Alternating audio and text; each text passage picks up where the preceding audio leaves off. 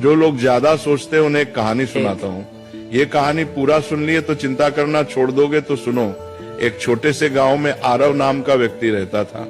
आरव बहुत मेहनती था, लेकिन उसकी एक आदत उसकी शांति छीन चुकी थी, बेहद चिंता करना।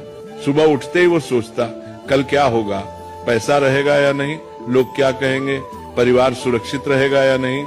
रात को सोने जाता, तब भी उसका दिमाग रुका नहीं करता। एक दिन अत्यधिक चिंता के कारण उसकी तबीयत बिगड़ गई। गांव के लोग उसे पास के पहाड़ पर रहने वाले एक संत के पास ले गए।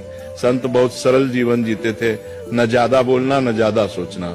आरव ने संत से कहा, महाराज, मेरा मन कभी शांत नहीं होता, मैं हर समय डर और चिंता में रहता हूँ। संत मुस्कुराए और पास रखी एक मिट्टी की मटकी उठाई।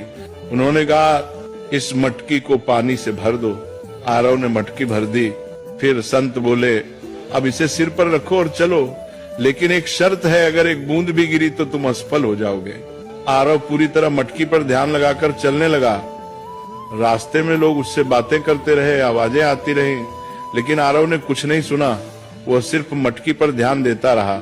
कुछ देर बाद संत ने कहा, रुको, अब बताओ रास्ते में कितने लोग मिले। आरव बोला, महाराज, मुझे कुछ पता नहीं, मैं तो बस मटकी बचाने पर ध्यान दे रहा था। संत ने शांत स्वर में कहा, यही संत होने की शुरुआत है। जब ध्यान जरूरी चीज पर होता है तो बेकार की आवाजें अपने आप चुप हो जाती हैं। तुम्हारी चिंता इसलिए है क्योंकि तुम उन चीजों पर ध्यान दे रहे हो जो अभी हुई ही नहीं।